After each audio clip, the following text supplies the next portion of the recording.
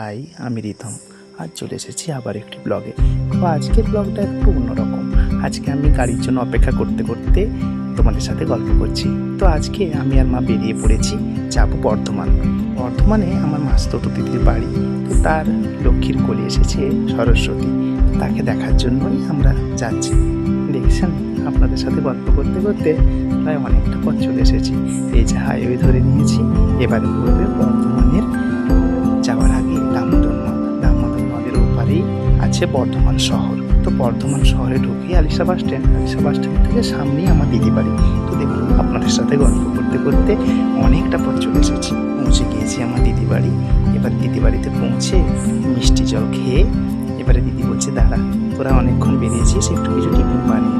তো দিদি বানাচ্ছে স্যান্ডউইচ। আপনাদের সাথে সে স্যান্ডউইচ বানানো তুলে ধরছি, দেখতে থাকুন আপনারা স্যান্ডউইচ কেমন করে বানায়। তা আমি তো আপনাদের সাথে আরও কিছু গল্প করে দিচ্ছি স্যান্ডউইচ বানানো দেখতে দেখতে।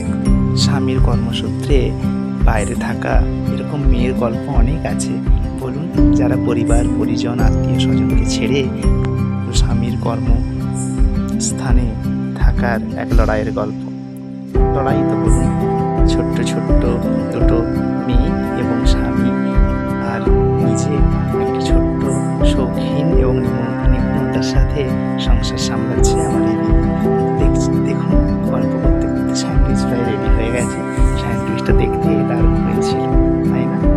তো এবার আমি টেস্ট করে বলবো স্যান্ডউইচটা খেতে কেমন হয়েছিল। চলো দেখা যাক। এই যে আমি এবারে খেয়ে রিভিউ দিচ্ছি তোমাদের। সত্যিই দারুণ হয়েছিল স্যান্ডউইচটা খেতে, অপূর্ব। স্যান্ডউইচ খাওয়ার পর এবার একটু চা খেয়ে নিচ্ছি, কারণ দিদি আর আমি দুজন চা খেতে খুব ভালোবাসি। তো চা খেতে খেতে তোমাদের সাথে আমার দিদির বড় মেয়ের, অর্থাৎ আমার বড় ভাগ্নির ড্যান্স প্র্যাকটিস করছিল। তো সেই ড্যান্সে আপনাদের সাথে তুলে ধরছি, আপনারা দেখতে থাকুন আর আমি কিছু গল্প আপনাদের সাথে করে নিই। তারা এরকম সুদূর শহরে থাকে, স্বামীর কর্মব্যস্ততা এবং স্বামীর কর্মস্থানে। তো তাদের লাইফটা এরকমই হয়, নিজেদেরকে সব কিছু খুঁটিনাটিভাবে সামলাতে হয়।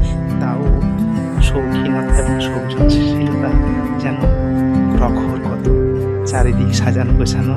তার সেই ছোট্ট সংসারটি কি দারুণ, এতে ভালোও লাগে, কিন্তু কষ্টও তো হয় বলুন, একা থাকে। তো তাই মাকে সে বলছিল, সেটি শুনলাম যে জানো মাসি, ছোট্ট মেয়ে হওয়ার পর, সি সেকশনের পর আমাকে বাড়িতে এসে সামলাতে হয়েছে সব কিছু। তখনও হেল্পিং হ্যান্ড সেরকম কেউ ছিল না, তারপরে হেল্পিং হ্যান্ড চলে আসে। তো ছিলেন মায়েরা লাঞ্চের ব্যবস্থা করছে, আমি চলে এসেছি উপরে আপনাদেরকে তুলে ধরতে ছাদ বাগান। এইভাবে প্রতিনিয়ত একা একা সংসার সামলাচ্ছে, তাদের জানাই অনেক কুর্নিশ। তারা ভালো থাকুক, তাদের সব স্বপ্ন পূর্ণ হোক। আজকের ব্লগটি আমি এখানেই শেষ করছি। ভালো থাকুন।